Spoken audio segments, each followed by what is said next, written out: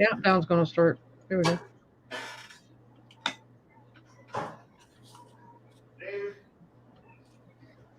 Good evening. Welcome to the Relishing Dead podcast where we devour everything in the TWD universe. I'm Dawn. I'm Elisa. And I'm Carol. We're back again. Yes. And we're going to talk about Dawn's favorite episode in the whole wide world. We become. I will say, this is what I'm going to say. Like, y'all can hate me. It was good writing. I don't think it's the best episode ever. It probably will win an Emmy or something just because, but I feel like there's been better storytelling in the Mothership show. That's just me. Yeah. Yeah, I mean, as far as the overall franchise, no, this is not the best episode we've ever had. Yes. Even the Negan intro was a better episode. But as far as this particular series, or for even that fact, the spinoffs that we have had, I think this is probably one of the best episodes of a spinoff that we've had. Mm-hmm. Carol? I would agree kind of both sides. You know me, the ever middle ground kind of chick. I would say it's probably my second favorite episode of this particular season. I know everybody's just fucking losing their minds and, oh my God, it's the greatest and yada, yada, yada. And yes, it had some moments, but I wouldn't say that this was my favorite on this series, show, the series. Yeah. But that being said, it had some really, really great moments, and I ugly cried. I'm gonna be honest. Oh, so, yeah. You know, yeah. So that's my take on it. Mm-hmm. So. Yeah, I ugly cried one time, but that was Carl, the Carl scene. Yeah. Yeah, me too. Yeah. Even Pam says it's her second favorite. Hello, Rachel. Hello, Jennifer and Anissa. Hello, guys. Hello. So, yeah. I was hoping, though, that we got to see more of them, like when they hit the water, like trying to get out, but you just saw like a glimpse, and then you seen the rocks with the hand, and that was it. Yeah. But what better opening line? That was like the best line to start the episode. We needed a timeout. Yeah. So I'm just gonna throw your ass out of a helicopter. We needed a timeout. Yeah. It was pretty funny there, and I loved the moments like that throughout the episode. There were just these little, I mean, I'm sorry, but she was just a pissed off wife. You know what I'm saying? And I just loved seeing that. So it was good. The interaction. I thought the writing was decent. I thought it was good. You know, I can't say, like I said, I don't think it's my favorite, but the writing kept the story moving along, and did better than most episodes of most of the spinoffs. Yeah. You know. Yeah, we needed that information since we only have 2 more episodes left. Yeah. So we had to clear that up. You know, he had to know about RJ. So that was the perfect moment for that to be revealed. Right. Yeah. Yeah, I agree. And it's so easy for us to forget too how much he's actually missed. You know, how much Rick has missed, and kind of now getting a definitive. We know it's been 8.5, at least 9 years, because she was pregnant, you know, when it happened, and we know RJ is almost 8. So, you know, 9 years of how much he has missed. The people who have died, the people who have been born, you know, and what happened with her and Daryl. So, I had talked to Carol, and I really felt like this episode was like drawing somebody out of an occult, and how she had to break him down, and you could just see fractures in the wall, and then you could see bricks in the wall coming down, and then you could see more bricks in the wall coming down, until we finally get to the very last scene where it's like, okay, this is the Rick we know, you know. I kind of wish that they were flashbacks of when he first got to the CRM, when he was in the helicopter. Like, what happened to him? How long did it take for him to recover? What did they say to him? Like, were they running tests? Were they doing anything? Have a psychologist, you know what I mean? Talking to him? Like, what happened? Yeah, we didn't get any of that. No, no, I agree. But it's interesting that you make a comment about the cracks in the walls and the bricks and the things coming down inside the building, because you see that, and that's also that's very in line with you seeing Rick and his walls breaking down. Yeah, 100%. You know. Yeah. I mean, even the color theory, you guys know me. I pay attention to that kind of stuff, and even the color theory in this episode, it stood up. You know. Yeah. So it was really kind of interesting. Hi, Rachel. Yeah, it was the writing was good, because I think Danai, as a writer, which I don't know if everyone knows that Danai is a playwright and a writer. So as a writer, she had to do so much and compact so much and give so much information in such a very defined time. And I believe I had read somewhere where the title was actually supposed to be Summit. And that really was what it was. It was a summit of everything that Rick had gone through, the summit of her getting to Rick, the summit of their relationship, and then coming down off of that summit. Yeah, I still think I'm struggling with this Rick, because I'm still seeing this weak Rick, and I want the savage Rick to come back. I want the Rick that's going to pull my hair. Yes. The murder jacket Rick. Yes. And I don't like seeing, and I'm struggling with this through this host. I mean, I can handle it 1 or 2 episodes, but now I'm like, okay, enough. Yeah. I'm struggling with this. Yeah. So. Well, and they gave us that in the mothership too, you know, with Rick and Negan when Rick was broken. They gave us a couple of episodes of him being weak Rick. Mm-hmm. And then he became hair pulling Rick. Mm-hmm. You know? And so I think that's what they're doing, is they're giving us a couple of episodes to see that side of him and his breakdown. And now from this episode, we see, you know, him coming back. So and I love where you see the preview of episode 5 and he's got the like plaid shirt on again. Yeah. I'm like, yeah. And I love I know the fact that, you know, Dawn is not crazy about Rick and Michonne. Dawn. You said that. Dawn. No, it's not that. I don't like them as, I don't see the romantic. Yeah. I see them like Daryl and Carol. Yeah. How I see them. So it's hard for me. It's Rick and Michonne, like Daryl and Carol. So I can't see, it's like you don't want to see, I know some of you do, but you don't want to see Daryl and Carol kiss. Like I just no, that would be weird. It's not Mr. and Mrs. Grimes, it's Rick and Michonne. Yeah. You know what I'm saying? But I think they are definitely a good team. They're a good partnership and a good team. Yes. Because, you know, we had talked before the show that she pushes she pushes Rick and he pushes her, and they give that push and pull because they know each other so innately. And so, and that's the same with Carol and Daryl. So, yeah, I mean, I can see it. I guess I don't have a problem with their romantic side, like some people that I love and adore. But I definitely see your viewpoint that they are a good team. They are a good partnership. They may not make a good husband and wife couple or sex couple, but they are a good team. I think the sex thing takes away from them. I don't know. Like, that's just my opinion. I'm not saying it's everybody else's. I just feel like that takes away from them because it makes like Michonne look weak or Rick look weak. Yeah. Because Carol and Daryl both look strong. Right.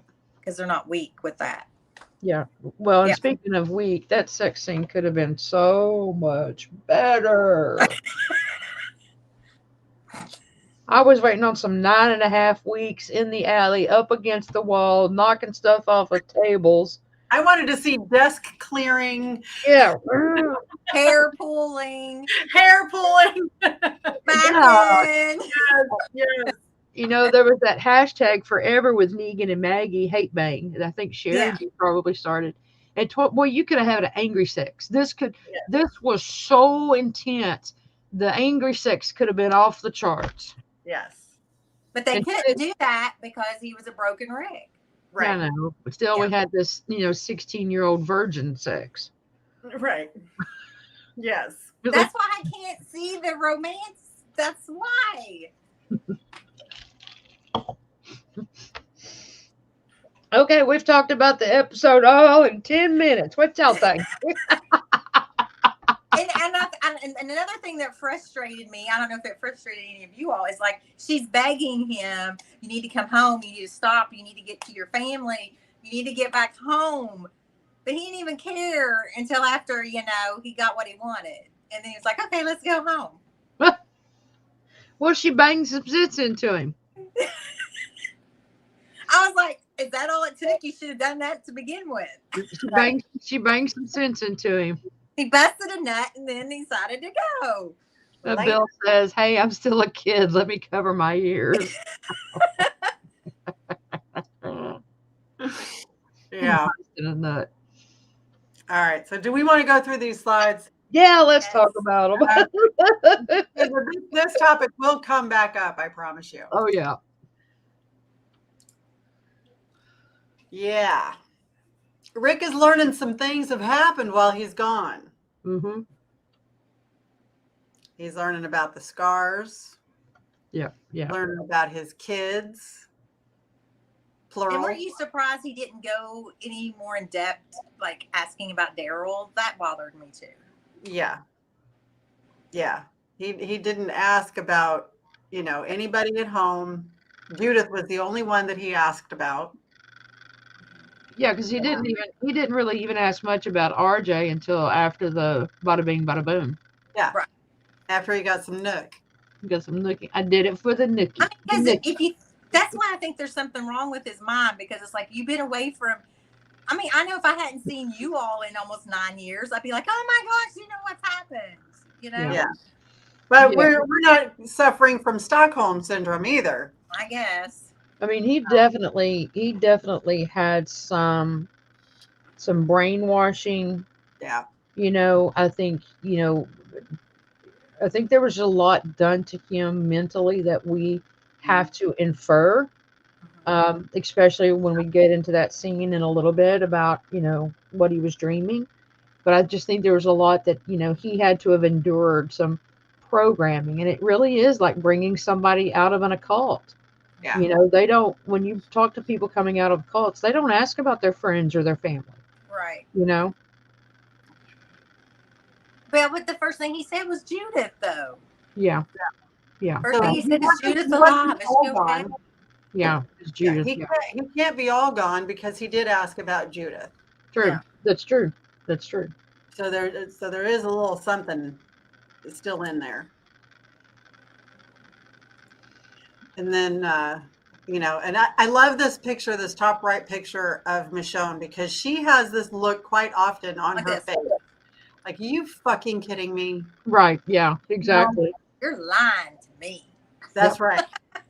No, and this is why this is my second favorite episode of this season of this show, is because the interaction between the two of them, she just nails it on several occasions. There's a few that she doesn't, that I don't believe her, but in this case where she's just pissed off and she's like, "Are you fucking kidding me?" Mm-hmm. I like what she says when she gives him the book to write the story. Like, here. Yeah, you're a good storyteller. Oh, yeah. That note was pure poetry. Yeah. Yeah, and like you said, Carol, she kind of had one of those oh shit moments. I said children. Yeah. So she says, your children, you have blah blah blah, and he's just like frozen, like what?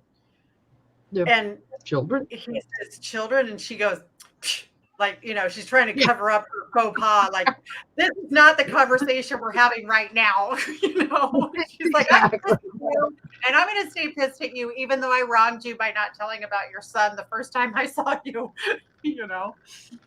So yeah, exactly. Anyway, that was funny. Everybody's laughing at us in the comments. Oh no. Karen we're said, goofy. We're goofy. Just ignore it. Karen Taking said he asked about Shane's kid. Exactly. Not even his own. Oh, ouch. Ouch. Damn, Karen, that was whew. That was mic drop. Yeah, you cut the quick, man. Oh, that's funny. And I love this, because this is where you see Michonne even getting more pissed off when she's like, hey, we've got a way out now. Let's go. And he's like, no. And, No. And, and I love where she's like, you know what? A friend of mine said you got to know when to go. Mm-hmm. This broke my heart. Yeah. This was heartbreaking right here. I didn't, not necessarily for her, but him standing at the door, reaching out, and I'm just like, just grab the fucking doorknob. Just grab it. Grab it. She waited, and she looked back. And, and I don't know about y'all, but I've done that before, and you wait, you want to see them come out after you, and you don't, they don't. But he did. But he did, just in the nick of time. Right. What the hell took him so long to go after her, Karen says. Yeah.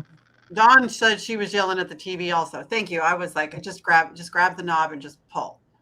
Okay, so a question. Do you guys think he has some kind of a tracker implanted on him? I think it's a possibility. I'm not 100%. He may. I don't know for sure. But I think it's a very real possibility. Like, but then why would you give him the PRP thing? Because if he does, I don't think he knows about it. Yeah. Like, I think it could be in his little hand diddy wackadoo, or something or something that they did to him, when he was out.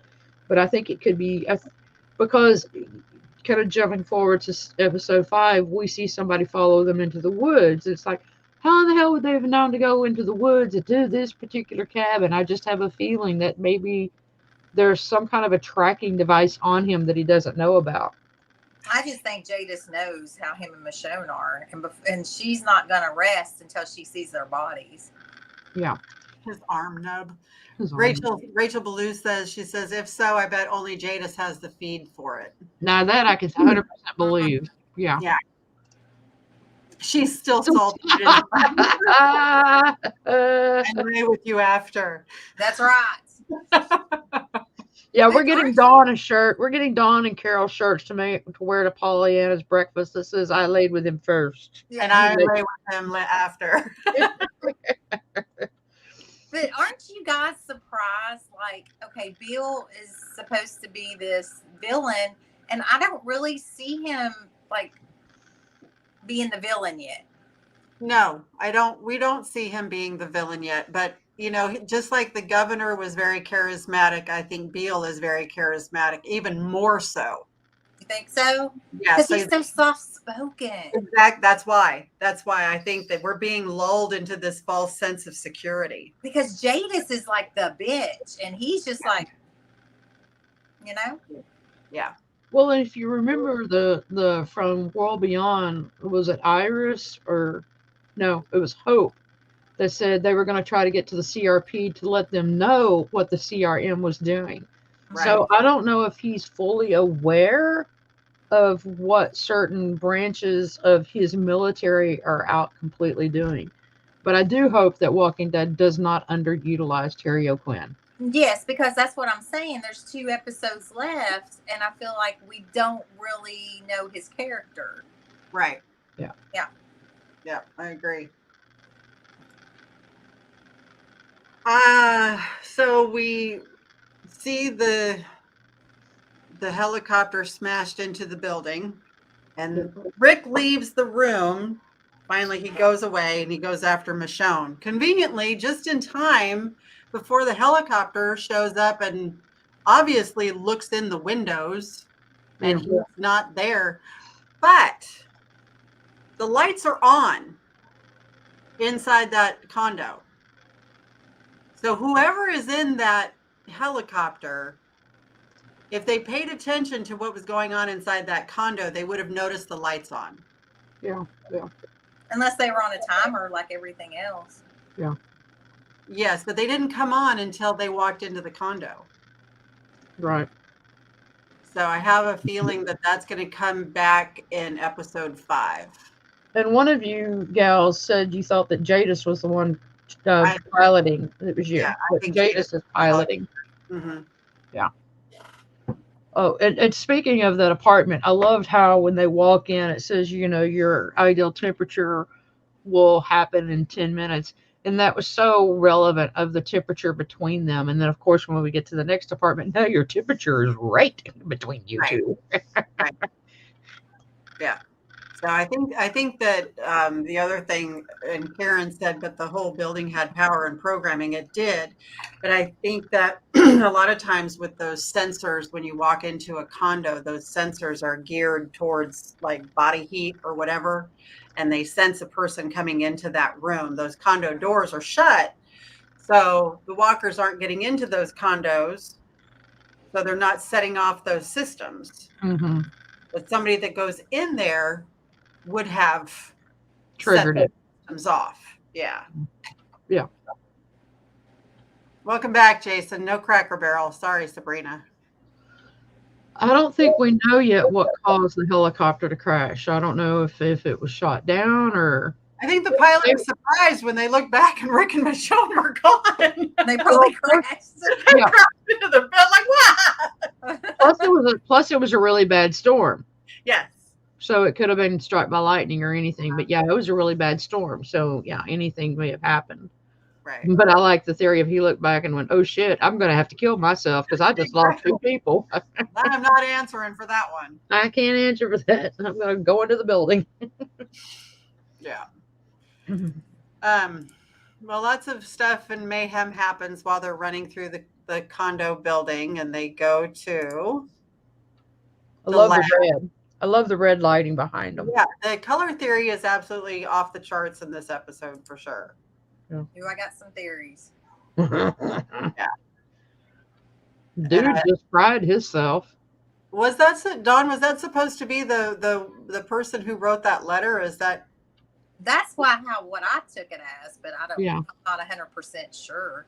That's kind of what I thought. It was like right there beside him. Yeah. And then some pictures of hope, keep hope alive, and all of that. Oh, here we go. We're still on this little I'm pissed off at you mode. Oh yeah, I love this scene where Rick pulls out the blade out of the walker and splashes Michonne with the walker blood. She's like, "Really?" It's like, sorry, sorry.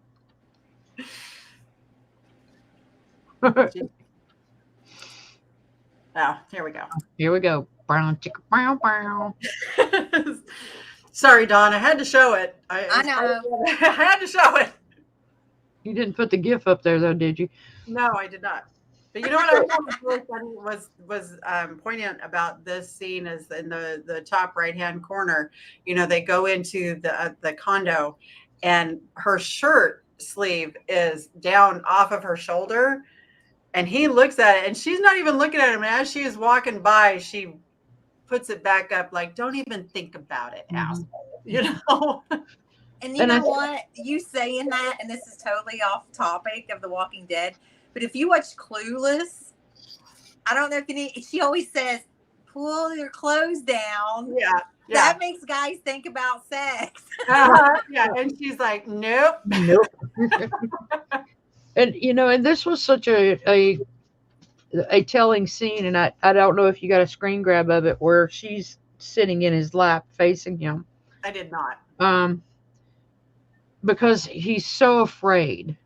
And right. and this is where I felt like the walls finally came down for Rick. He's so afraid. He's almost hyperventilating. And you made a point, Carol. She reaches and grabs his hand and puts, his hand on her chest.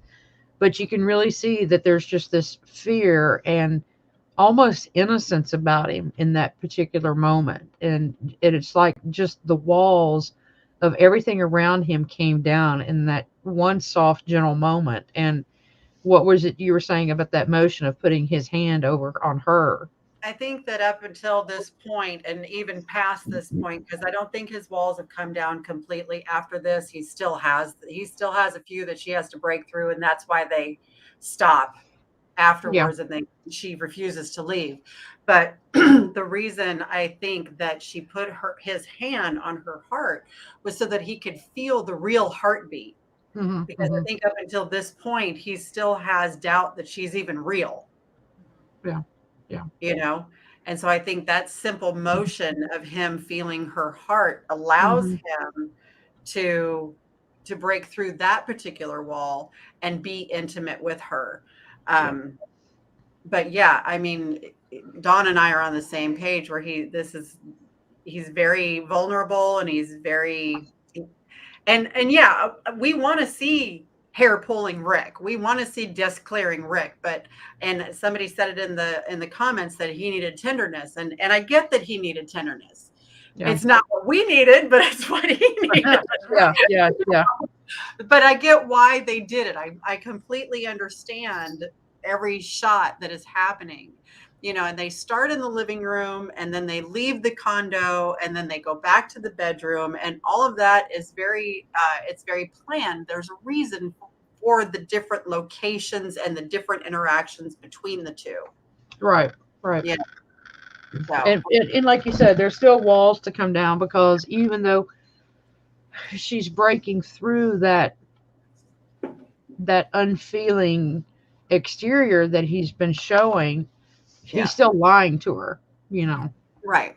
Karen thinking, back arching, toe curling, sheet gripping, lip biting. Oh, yes, ma'am. Yes, Karen. Yes, ma'am. Yes. Jennifer Dobbs, the noises he made were a little off. His O face, Jennifer. We're not going to talk about his O face, because I took a screenshot of that and was sending it to family and friends going, what the hell is this? Hell, I thought it was a volcano eruption at first. Yeah. So I get it. Yeah. She builds him up so he can get back on top, literally. Yeah. All right. Well, Rick has his moment where he hits it and wants to quit it. And then they start having this conversation, and Michonne's like, we're not going anywhere. Rick says, we got to go. She says, nope, we're not going anywhere. So she is trying to understand when the right time to leave is. And right now is not the right time. They need to talk. And Roomba did steal the scene. Roomba stole the show in the lovemaking. Roomba won. Yeah. Our rest in peace, Roomba.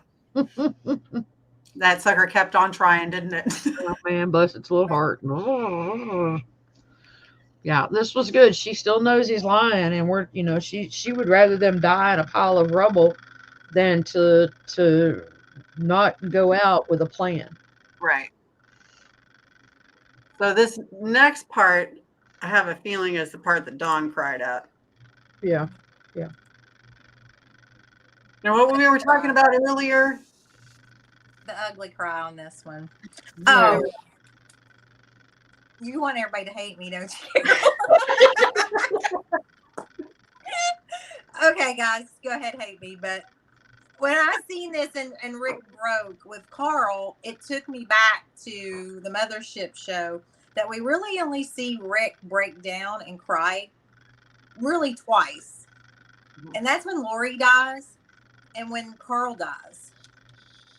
So when he said to her, you're the love of my life, I didn't believe him, because his reaction,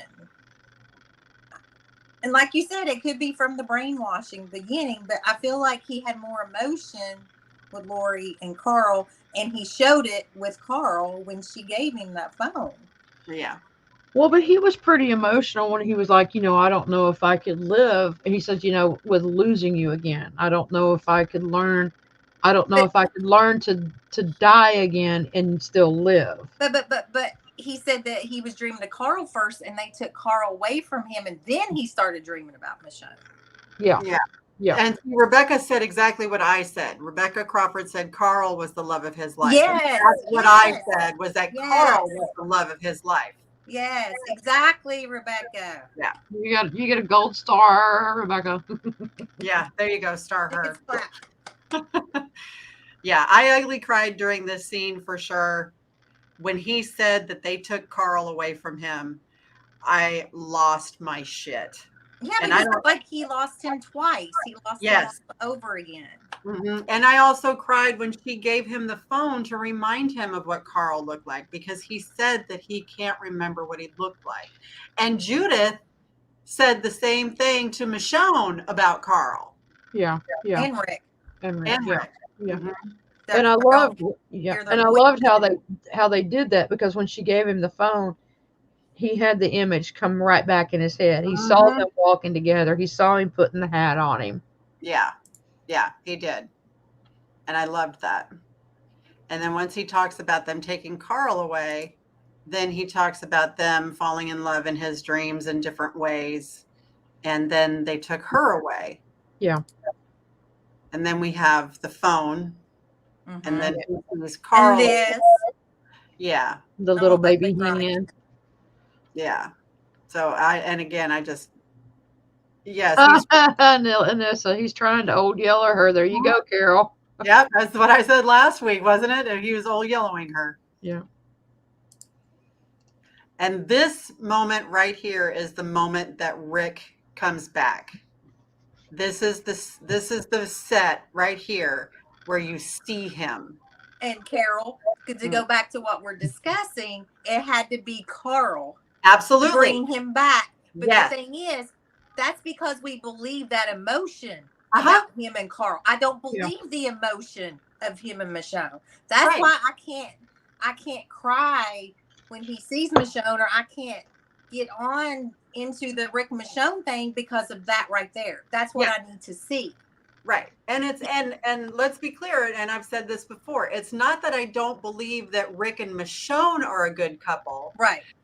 It's that I don't believe that Andy and Denai have the right level of chemistry to make me believe that Rick and Michonne are that much in love. Like I've said before, if Leslie Ann Brandt, if she had played Michonne, I would believe that Michonne and Rick were the end all be all, because I think that those two actors have the chemistry that it takes to make me believe it. Like Melissa McBride and Norman Reedus. Yeah. They have the chemistry between the two of them to create that belief that Daryl and Carol are the end all be all. But you know what? It also could be the fault of the writers from the Mothership show. Sure. That we didn't have that connection with them to feel that Chandler Riggs was not even in this episode except for flashbacks. Yeah. And we're all ugly crying because of the emotion of that storytelling. Yeah. Yeah. And I agree that that's a possibility, because, the Rick and Michonne thing were just kind of thrown on us. Yeah. We never saw the closest that we ever saw was her reaction when they got to Alexandria and he took a shower. Yeah. That's the closest that we ever saw of any kind of relationship building. And then the next thing you know, they're sitting on a couch and they're bumping uglies over a roll of mints. Yeah. Well, and I think, we had talked earlier before the show that, I can see where you guys are coming from, but I think we agree in totality that they are a good partnership. They are a good team. And there is a level of love there between them. It may not be that kind of, like we see with Daryl and Connie, but I think there is a certain, I think there is a certain love there, because I think there's a certain respect and how they are able to push and pull each other's characters into certain areas. And so maybe that's why we think of them as an okay couple, you know, as is because of that. But I mean, I totally get what you guys are saying, that there may have even been a better chemistry had the writers continued with the Andrea storyline between Andrea and Rick. Or But if they even used that part of the story, but to I think lead into that. Yeah, but I think also, I think also with the writing in the Mothership show, look how he acted when he met Jessie. He was going after her, even though she had a husband. It was like, I want her. That's it. He never acted that way with Michonne. Yeah. And I think Jadis encapsulated them completely when she said, "You with Michonne can do anything." And I think that's probably very true. But it's kind of like what we were saying about Carol and Daryl. We don't want to see them as a couple because it would ruin the dynamic of their relationship. Whereas, and I can see that here, you know, you don't want it to ruin the dynamic of the relationship, but it's almost like they're powerful separate, but they're more powerful together as a team. And I don't want to take anything away from anybody that loves the couple. That's them. It's just, I think the Mothership show, if they wanted this huge Roshone, they should have done better writing to build up to this. They should have given us at least a little something. Yeah. Something. Yeah. You know, so that we could believe it. With the program? Yeah. So we could believe it. Now, and I mean, Michonne is a badass. Once again, she was a badass, and she kind of went like weak Rick, and then she became a badass again. Well, I think that's because she was pregnant, you know? Yeah, and that's, I get that, you know? And I do think that they complement each other because they are so powerful, even on their own right. And then together, they're fantastic together as allies. But I just don't feel the sexual tension. I don't feel that connection that is needed for someone to be the love of your life. Thank you. You know? Yeah. So, I mean, hell, even Lori, he was seeing her ghost for how long? That's what I'm saying. You know? So was this particular shot here, is this where she's asking him, what would Carl say to you? What would Carl want you to do? This is the moment when it clicks for Rick. Yeah. This is the moment. This is the scene. It's the shot where you see it in his eyes, and gosh, dang it, if Andy Lincoln is just a phenomenal actor, because you see the change in his eyes. You see the spark of hope. Yeah. You see that. And I just want it. That was a big moment for kind of like when he was reading Carl's letters. Yeah. You know, that kind of an awakening moment, you know. Yeah, Kiki agrees with us. She says, I have to say I never favored them as a couple, but I think Kiki is also a Rick fan, like she's a sister wife. So yeah, your sister wife, Kiki. So. Yeah, she's a sister wife. So you have to take us with a grain of salt. You know what I'm saying? But we have like our valid reason. Like we're valid. I mean, just look at the way he acted with Jessie. He's never acted that way with Michonne, and he knew Jessie what a week. Yeah. But you were feeling it when she was coming over to cut his hair. You know what I'm saying? Yeah. But you know, when you step back and you look at the episode as a whole, with Denai writing and of course Andrew collaborating on it, there was that discussion at a table that said, what would have been the one thing that would bring Rick back from the brink? And, you know, they both sat there and looked at each other and said, Carl. And so, you know, that was such a well-placed thing from the past. I agree. I think that was smart.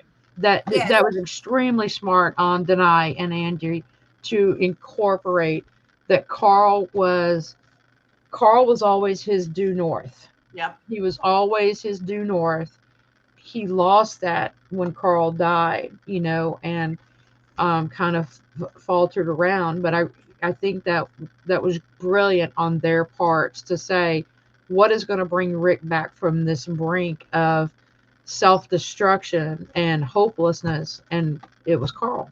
Well, and you think about it, in the beginning of the show, it was his family that guided him. That picture on his rear view is like Lori, his family. Right. And when Lori was gone, it was all Carl. Yeah. And so that's why, that's why I have a hard time saying that's the love of his life, because Rick Grimes, that's not, we know him from way back, and that's always led him to where he's going, his next destination. Right. And Carl was the first one that he hugged out of the two of them that he was looking for. Carl was the first one. Of course, Carl ran to him, but it's very exactly. And that still breaks your heart when you see that day from the writing of Darren Blott. I mean, he's a master. Yeah. Yes. See, we're all getting teary-eyed, and we just. But I do give. Oh, now don't do that. You're gonna make me cry, Dawn. I see her little nose quivering. But I do give Denai a lot of credit, because you know that she and Andy collaborated on that together, and that he was once again Rick's due north. Yeah, I think that the writing and everything was very smart, very phenomenal. She did a great. And I hope she does win an Emmy. I hope. Yeah. I hope that way Walking Dead is noticed. Yeah. I hope Andy wins one for his performance in this. It was amazing. Yeah. Okay, here we go. Now back to killing stuff and things. Yeah. All right. So now, and again, here's where the color theory plays into. You still see a little bit of the red, but what's the predominant color in the scenes? Blue. Blue. It's blue. It's kind of it's a blue of hope, a blue of, and even the color of the truck is kind of that brighter future ahead, blue skies, sunshine, all that smoke and mirrors up your ass. Yellow ribbon. Was that not wonderful? Was that not perfect? Yes. And I have got to say that, and I'm glad you started singing that, Dawn, because, of course, I'm at the age where I remember that song. I remember the yellow ribbons for the hostages. I remember all those kind of things growing up. Yeah. And so I know the story behind that song. And for them to use that song in this episode was just phenomenal. Because I have learned from Dawn and Barb and Eliza that The Walking Dead never does anything by chance. Yeah, that's right. And so when they played that song, that was the other reason. That was the other time where I bawled for no reason. I mean, I knew the song was playing, and I'm like, oh my God, I'm in for a ride. And I love that they put the music back, because they took that away for a long time. Yeah, I'm glad they brought it back. Yeah. That was the first thing I thought of, is when I heard that was, oh my God, that is such a perfect song. Absolutely. Yeah, I agree. It was great. Okay, so I have to say, did anybody else notice when the doors were closing? Did anybody else notice Michonne grab a hold of Rick's shirt and pull him towards her as the doors were closing? Now, this goes to what you were saying, Dawn and Carol. Had they done stuff like this earlier in the mothership, we would buy it better. It would be something that's better bought. Those secret moments of, I'm pulling you across, come kiss me while we can. Yes, if they had done more like this in the beginning, you guys would be all on board. Right, like they did with Maggie and Glenn. Yes. If they'd had those little teaser moments like Maggie and Glenn in the pharmacy, if they'd have had those kind of moments, then I would have probably bought the relationship a lot better. Because then I would have agreed and believed the teasing and the back and forth and stuff like that. So yeah, I agree. Now everybody that's seen the previews before this show started, there are previews of this yellow truck. So I have a feeling that what we saw in the previews before the show ever started, the fights, the car chase between Jadis and Michonne are going to play next week. Yeah. Because they're the yellow truck.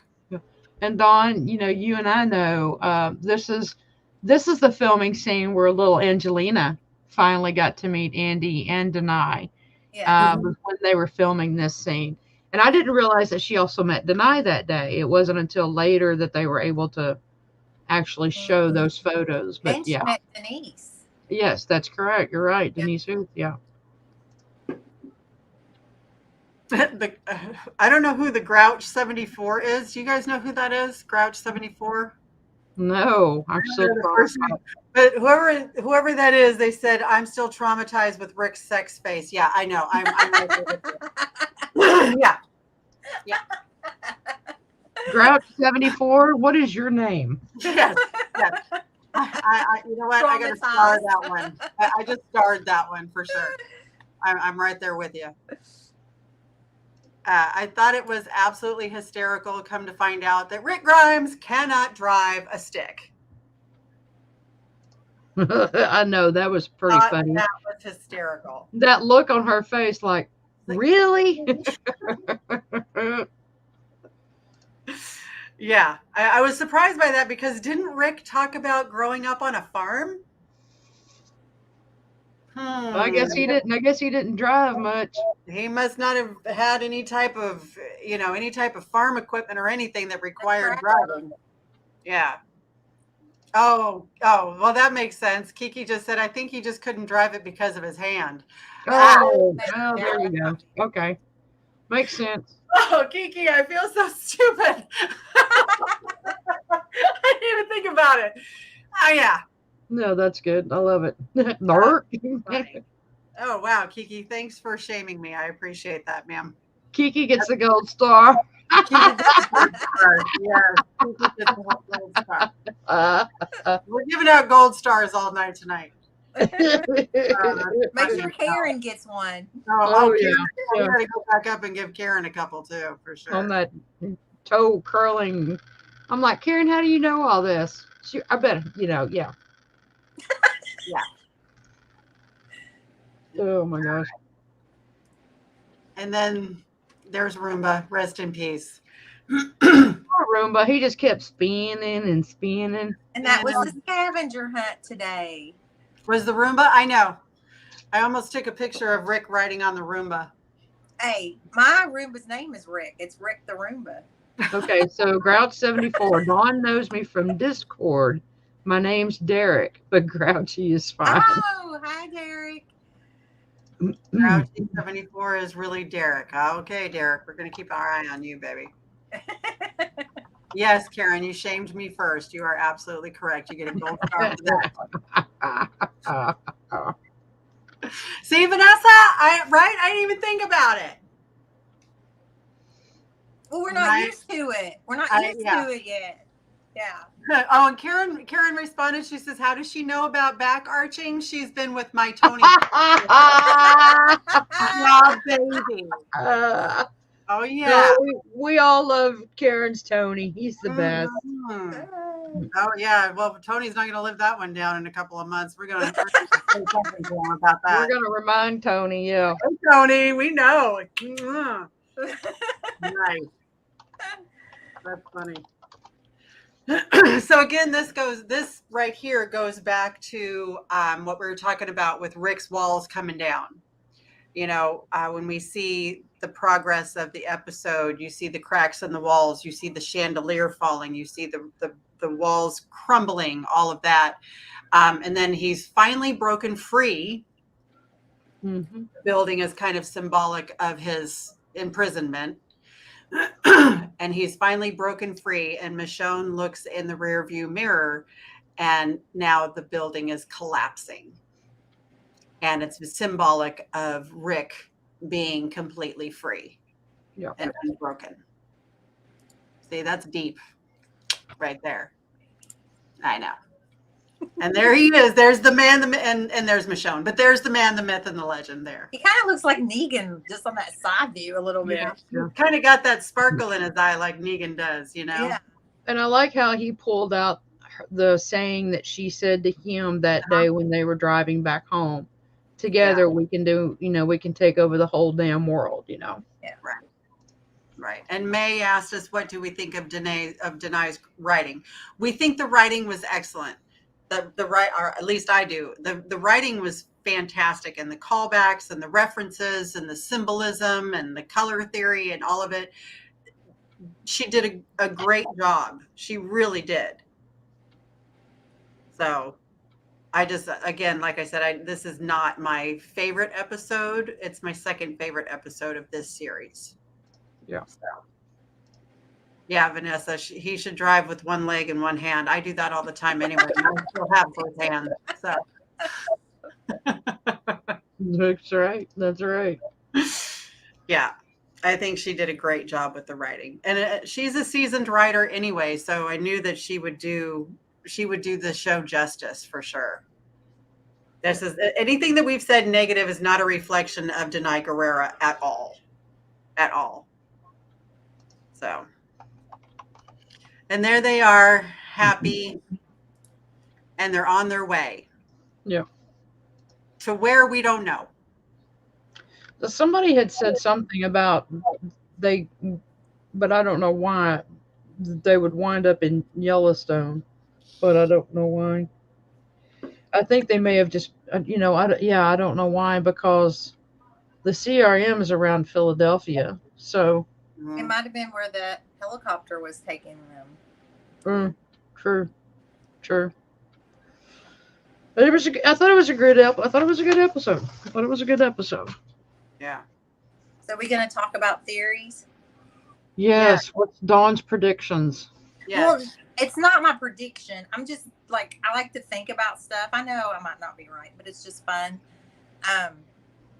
So I was thinking maybe Rick has to stay at the CRM. They kill Jadis, and he has to go back to destroy the information that she has hidden. And Michonne goes back to Alexandria. And, of course, she ends up at the Commonwealth because she doesn't know it's there. Or she can run into Carol or talk to Carol on the radio. It might not be Judith. Right. And I think maybe that's why Carol radios Daryl and goes gets him. And that's why we're leading into Daryl Dixon 2 instead of Dead City 2. So she's actually telling Daryl Michonne's back. Yeah. Okay. Interesting. I kind of like that. So she goes back to try to get everybody prepared for the CRM. I think, with them having kept Pamela Milton alive, I think she's going to be one that they're going to waterboard and say, what do you know about the CRM? What is your involvement with the CRM? Because she might be some leverage that they can use, Do you think that Pamela even has any type of dealings with the CRM? Because I always felt like it was Lance. Yeah, me too. You think it was just Lance? Mm-hmm. And I'm wondering the fake Stephanie, because we never knew what happened to her. She just disappeared. Yeah, that group. Mm-hmm. Mm-hmm. That's true. That is true. Yeah. And we had Carol and you and I had talked a little bit about what we thought the Echelon briefing was that we've got to see. So they've got way too much shit they've got to do in 2 episodes, right? So it's not going to happen. Yeah, it's not going to happen. So a little theory about what the Echelon briefing is that maybe it has to do with how they were started, the world beyond, trying to find a fungal thing that would help with decomposition, and then maybe even about, like you had said, Carol, them making the variants over in France. Mm-hmm. So wondering if we do get to see that scene, they had talked about crossover. Are we going to see Lieutenant Genet there? Are we going to see somebody from World Beyond there? Or Dead City, the woman there. Mm-hmm. Or Dead City, the Dame. Yeah. Or that's when Bill can be the villain and he bombs the place and then he's in control. Mm-hmm. He brings them all together and then. True. And then Rick sees that and knows he has to do something. Right. Ooh. You said it looks like there were variants in the preview for next week, and I hadn't really ripped that apart. Yeah. All of that in 2 episodes. Yeah, I don't think it's going to happen. And then I heard this somewhere. I read that they filmed, like they did with the Negan lineup, they filmed alternate endings of this series. Mm-hmm. Interesting. Okay. So they were deaths. So I'm assuming maybe there is an ending with Rick dying, Michonne dying. They said that they filmed different endings, so it would keep everybody guessing. Mm-hmm. Okay. Like the Negan lineup. Okay. So that nothing actually got leaked out. So if something got leaked out, we wouldn't know what it was. Yeah, that would kind of make sense. Because I'm hearing, isn't the screeners didn't get to see 5 and 6? Like we only got to see the first 4. Yeah, like they locked it down. Like nobody got to see it. That's why you see no reviews on it. Mm-hmm. Okay. Yeah. No early reviews. Yeah. And I'm still not 100% that I believe that the title of the last one is what have we seen the last time or the last time. The last time. I still don't believe that is a real one. Nope. Well, I did some investigation. Ooh. Because remember when Leslie Ann Bryant had put on her, I can't remember if it was her Instagram account or Twitter account, but I remember like the last part of the filming, she had got the script for the last show and she said it was she was upset. It was heartbreaking. But I went to go back to find that it had been removed. So kind of like when Josh Hamilton leaked his own death. With the zombie picture. Yeah, exactly. So I don't know what that meant.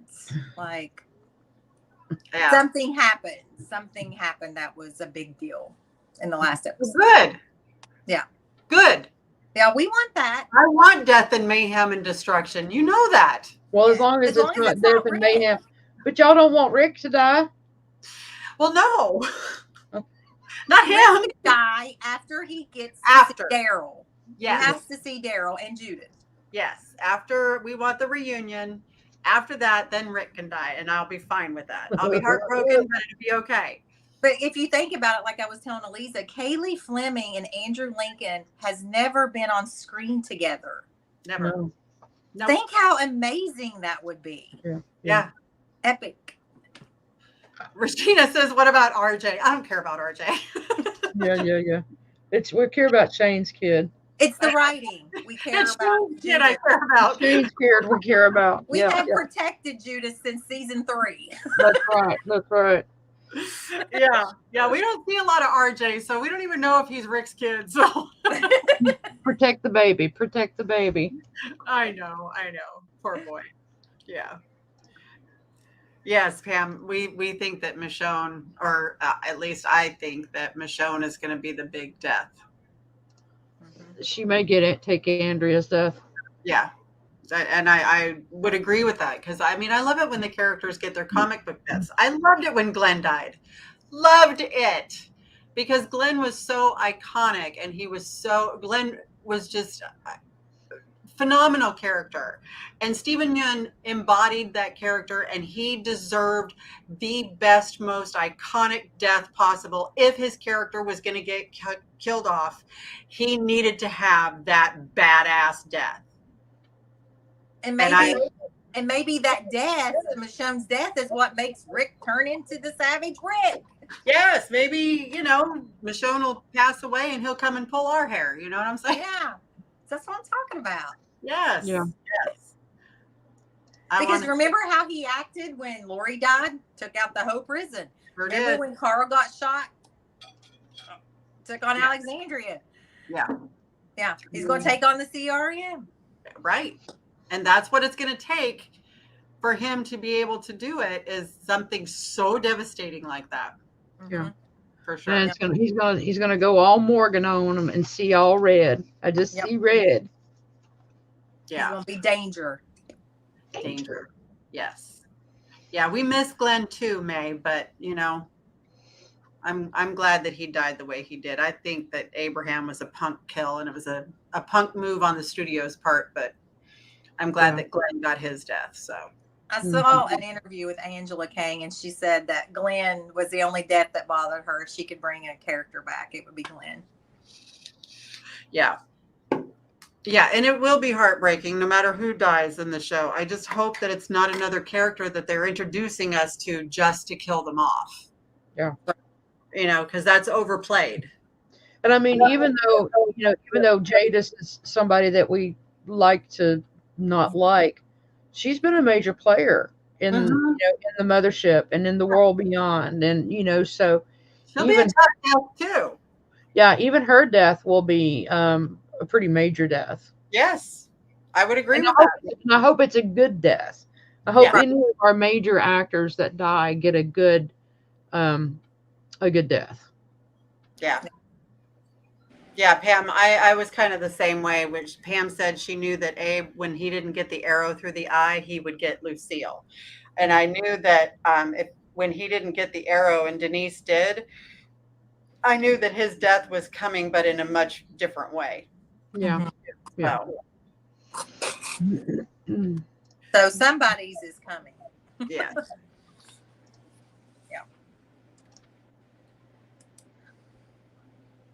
Yeah, she said, May said, I feel bad for Michael Cutlet's death as Abraham. His was so underrated due to Glenn's. I just think it was shady due to Glenn's. I don't think it was underrated because his death will always be known as one of the two that got offed by Negan. Although Glenn's death is more memorable because Glenn was the moral compass. You know? So. Yeah. Anyway, that's just my absolutely.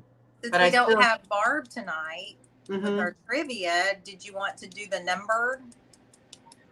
Yeah, we can do that. I mean, we said we were gonna give it away, so let's give it away, even though Barb's not give it away. So what do you want to do? 1 through what? We've got 18 people watching. We can go to 100. What? Okay. Yeah. So you want to tell them the rules, Dawn? Okay, so we're giving away Breakfast with Pollyanna. And since Barb's not here to do our trivia, we're just going to let you put a number in the comments. And the person that is the closest, do you want to get closest or actually guess it? Because we're going to be closest or actually guesses the number wins the Breakfast with Pollyanna. Let's be clear. Closest without going over. Yeah. And Dawn is going to write the number down right now and show it up. Yeah. Jasmine, this number does not count, so wait until Dawn does this. Yeah. And you got to be going to the camp, guys. Don't be. Yeah. And you could not have won last night. Wait. Yeah. Don't throw numbers up yet. Just hold on. Hang on. If you have won an event from us already, please do not participate tonight. That way it gives other people an opportunity. Oh my gosh, you guys stop throwing numbers. I wrote one down. Okay. All right, so go ahead and throw your numbers up there. Do you want to read them off to me so I know? Jasmine is 22, Pamela 46, Marsha is hold on, they're fast. Yeah.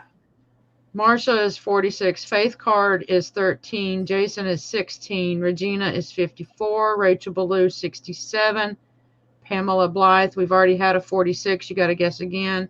Rebecca Crawford 57, Tina Strindberg 32, Marianne 14, May Days 27. I got someone close. Sarah Myers 68. Pamela 63. Vanessa 23. Huh? I got someone that's like within 4. Leslie Todd is 25. Did the person go over, Dawn? No. Okay. Okay. We're going to do no, 30 more seconds of guessing. You cannot guess more than once. Ken Singleton, 29.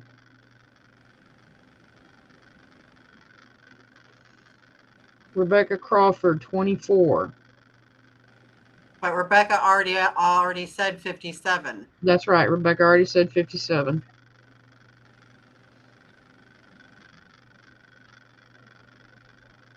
Okay. I think that's all of them. Everybody guessed? All right. Okay. Number is, I think it's hard to see, 36. Okay, let's scroll back up. Looks like Tina was 32. And I think that's it. Yeah. Tina Strenberg. Tina Strenberg. Congratulations, Tina. You get to have breakfast with us too. Breakfast with us and Pollyanna. Yes. All right. Oh, that's going to be fun. We're trying to make it as fair as we can, guys. Yeah. Tina, if you will, and everybody, this is to the wonderful generosity of Carol for donating this ticket. So, Tina, if you will find Carol on Facebook and direct message her, and she'll get you taken care of. Okay.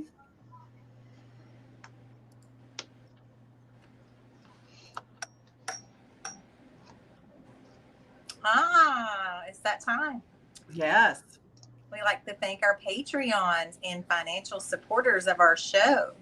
Destiny Larmore, Terry and Kay Collier, Sandy Morrison, Tracy Killen Stokes, Ben and Melissa Gilbert, Pamela Blythe, Marianne Craig, Brandon Cade, Jason Cohn, Wesley and Sarah Hell, Randy Nickel, Jasmine Mullins, Edward and Diana Ponce Krupa, Melissa Patterson, Casey and Katrina Florig, Jason Hill, and Dustin Baker. And a very special thank you to Oscar and Casey.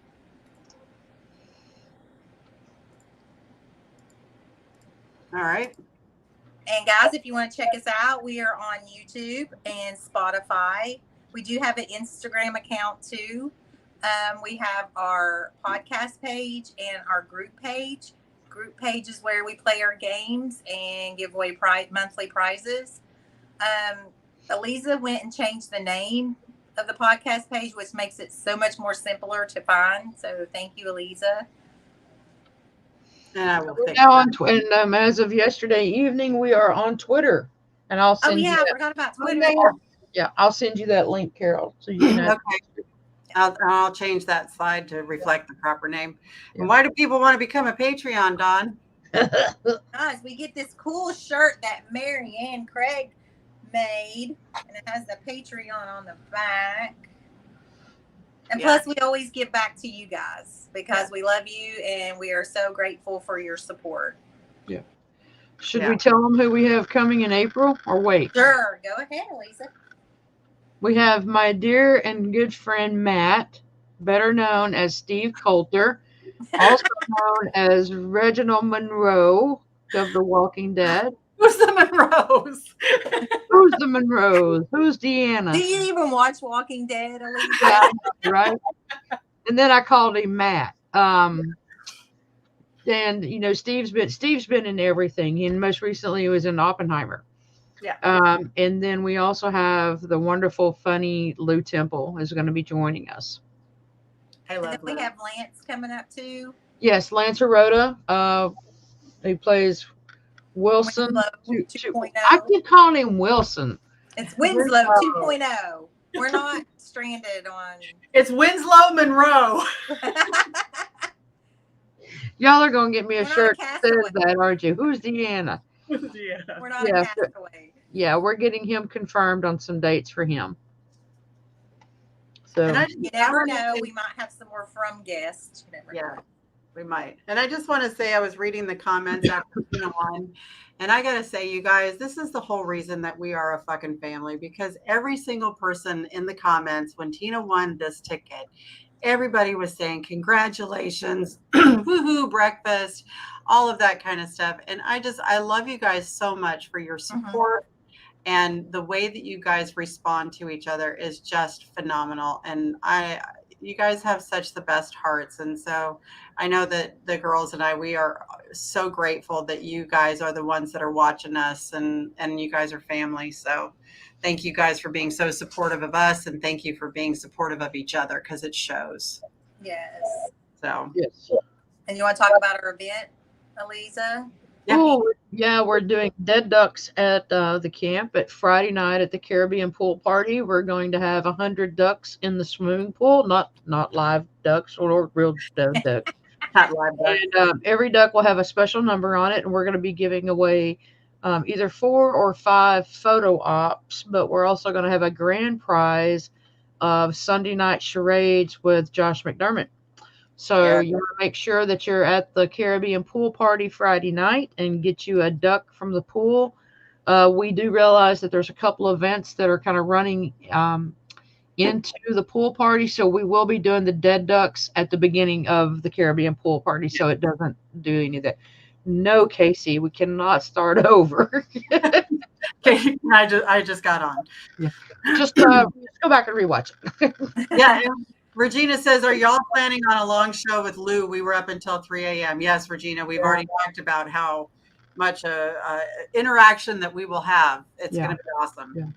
And after our conversation, our long 1.5-hour conversation with Scott McCord last night, he is spreading the word to the other FromCast members. And so we hope to have David Alpay, who plays Jade. We're going to try to have Eon Bailey that plays James, Harold Perrineau that plays Boyd. So we're getting in good with the FromCast. So we're hoping to see our hoodies hanging around Colony House.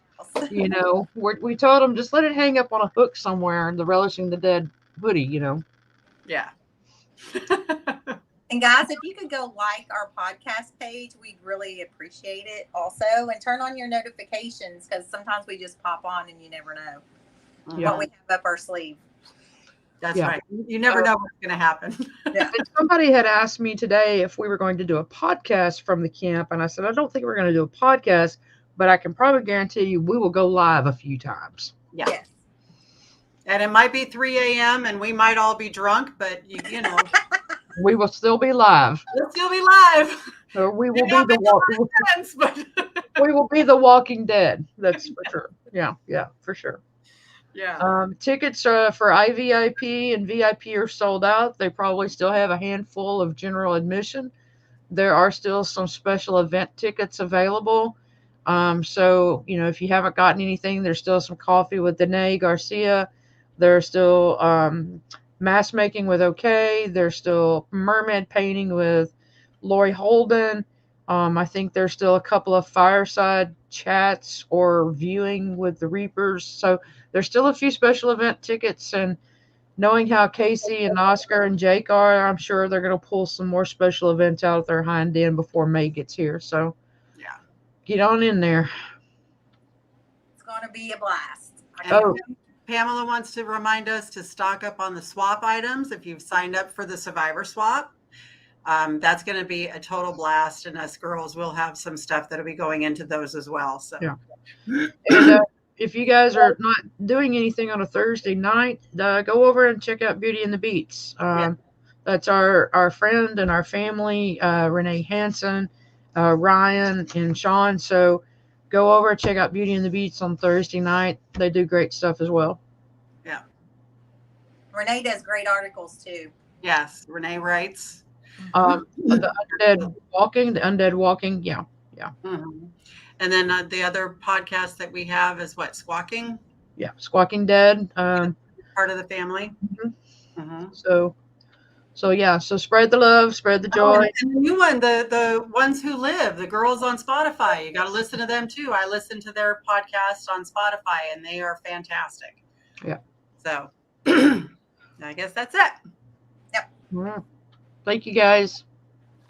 All right. Good night. Mwah.